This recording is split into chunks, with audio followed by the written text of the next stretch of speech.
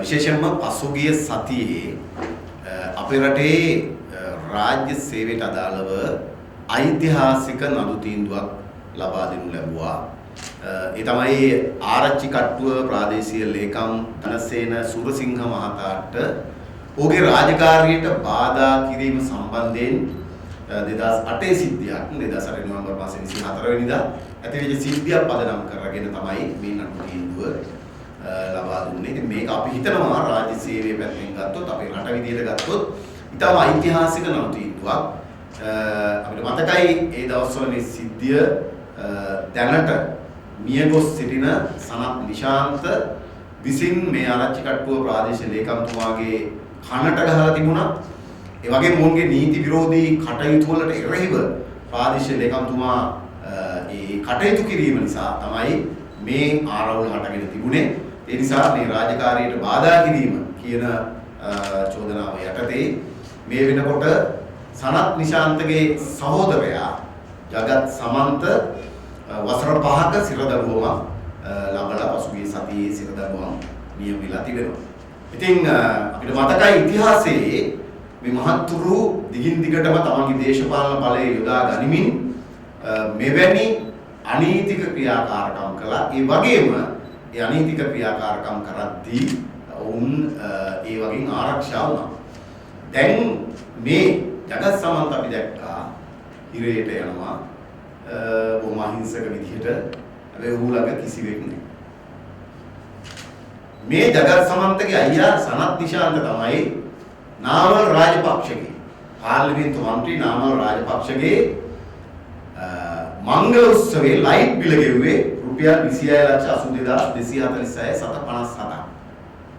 අපිට මතකයි සනත් නිශාන්ත ගිහිල්ලා විදුලිවල මණ්ඩලයට මේ 26 ලක්ෂයක ලයිට් බිල නාමල් රාජපක්ෂගෙන් ගෙවනවා. ඒ අඳුම ගන්න. ඒ නාමල් රාජපක්ෂලා මහින්ද රාජපක්ෂලා වටේ ඉන්න මහින්ද රාජපක්ෂ අල්ලස්සෝ දූෂණ විමර්ශන කොමිසමට ප්‍රකාශයක් දෙන්න එනකොට ආපු පිරිසෙන් අඩුම ගානේ 10-15 දෙනෙක්වත් ජගත් සමන්තගේ හවුහරන්න හිටියේ නැහැ. මේක මේ රටේ නීතිය අතට අරගෙන කටයුතු කරපු සියලු දේශපාලකයින්ට ඉතා හොඳ අතුල් පහරක්. නිසා නීති ඉදිරියට ගියාම නීතියෙන් දඬුවම් ලැබෙනකොට ඒ නීති විරෝධී කටයුතු කරද්දී තමන්ව ආරක්ෂා කරපු නීති විරෝධී කටයුතු කරනකොට තමන්ගේ වටේ හිටපු ඒ දේශපාලන ආරක්ෂකයෝ ටික අද වුණ අතහැරලා ගිහිල්ලා තිබෙනවා. ඒක අපිට තව ඉදිරියේදී තවදුරටත් බලා ගන්න පුළුවන් මේ ඉදිරියේදී ක්‍රියාත්මක කරන නඩුත් එක්ක. කොතරම්නම් මේ කාලේ නීති විරෝධී වැඩ කරලා අපරාධ කරපු අය අද අසරණ වෙනවද කියන එක බලා ගන්න පුළුවන්.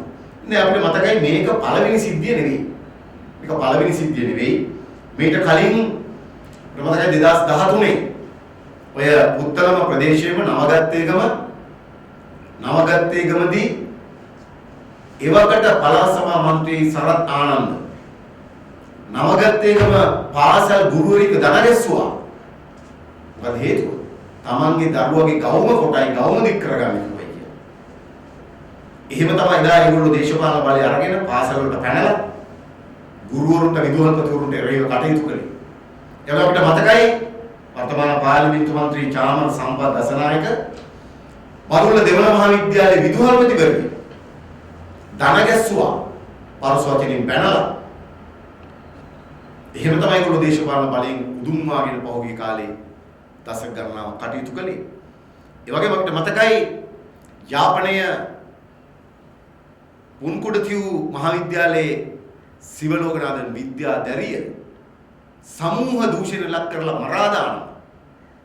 ඒ වෙලාවේ පොලිසිය ආරක්ෂා කරන තමයි එවකට පොලිසිය දේශපාලන වමනාවට කටයුතු කළේ. නමුත් පසුගිය දිනවල ඊට අදාළව ඒ අදාළ චූතිතයන්ගේ මරණ දඬුවම තහවුරු කළා ශ්‍රේෂ්ඨ අධිකරණ විසින්. මර්වින් සිල්ලා සමෘද්ධි නියාමකේ ගස් බැන්ද ඔබට මතක ඇති ඒවා රූපරාමයේ දවස්වල තිබුණා.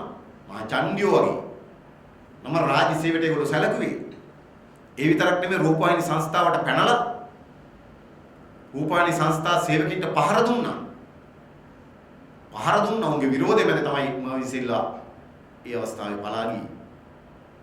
ඒ වගේම 2012 අධිකරණ සේවා කොමිසමේ හිටපු ඒවකට අධිකරණ සේවා කොමිසමේ ලේකම් මංජුල තිලකරත්න මහතාට පහර දෙනවා.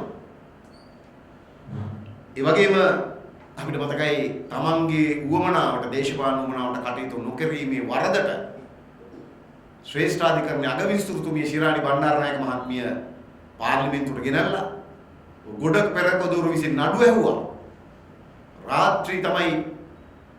රාත්‍රී කාලවල බව නඩු හමින් ඇයව ඉවත් කරන්න මැදිහත් වුණා.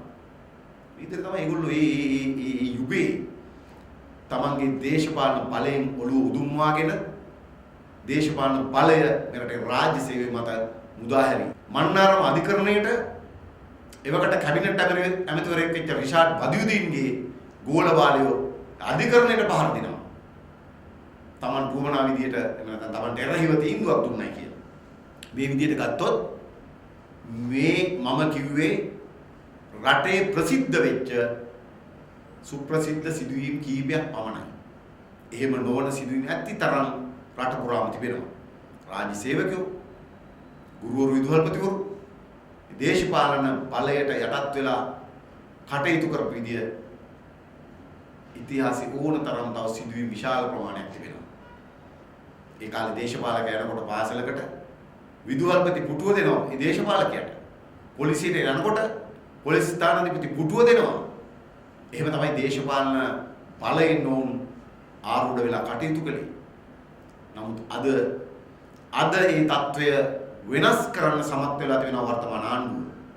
වර්තමාන ආණ්ඩුව විදියට රාජ්‍ය සේවයට කිසිදු දේශපාලන ඇගිලි ගැසීමකින් තොරව රාජ්‍ය සේවයට නිදහසේ කටයුතු කරන්, රාජ්‍ය සේවයට ස්වාධීනව කටයුතු කරන්, දේශපාලන බලහත්කාරය වෙනුවට දේශපාලනය සහ රාජ්‍ය සේවය අතර ඉතාම හොඳ සංහිඳියාවක් ගොඩනගමින් අද කටයුතු කරන තත්ත්වයක් වටපිටාවක් නිර්මාණය වෙලා තිබෙනවා. භූෂණ සංජානන දර්ශකයේ 2002 වෙනකොට අපේ රට තිබුණේ 52 වෙනි ස්ථානයේ.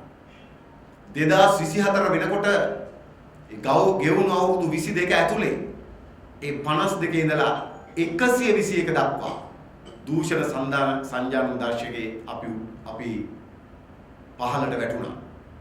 ඒ කියන්නේ මේ රට නීතියක් නැති, මේ රට අවනීතිය රජ කරන, මේ රටේ නීතිය කියලා කියන්නේ දේශපාලකයාගේ උවමනා එපක් අනුව කටයුතු කරන, මේ රටේ නීතිය කියලා කියන්නේ දේශපාලකයාගේ කටවචනේ බවට පත් වෙච්ච යුගයක් තිබුණේ. තව ටික කාලයක් මේ මහත්තුරු මේකේ හිටියානම් දැන් ওই දූෂණ සංජානන දර්ශකයේ මේ වෙනකොට ඉන්නේ දකුණු සුඩානයයි සෝමාලිය තමයි පහළම ඉන්නේ රටවල් 184කින් 84 නිසා 83 වෙන තැන්වල ඒ මට්ටමටම ලංකාව වැටෙන එක අහන්න දෙයක් නැහැ. මේගොල්ලෝ තව දුරටත් හිටියනම්. හැබැයි අද වෙනකොට මොකද වෙලා තියෙන්නේ?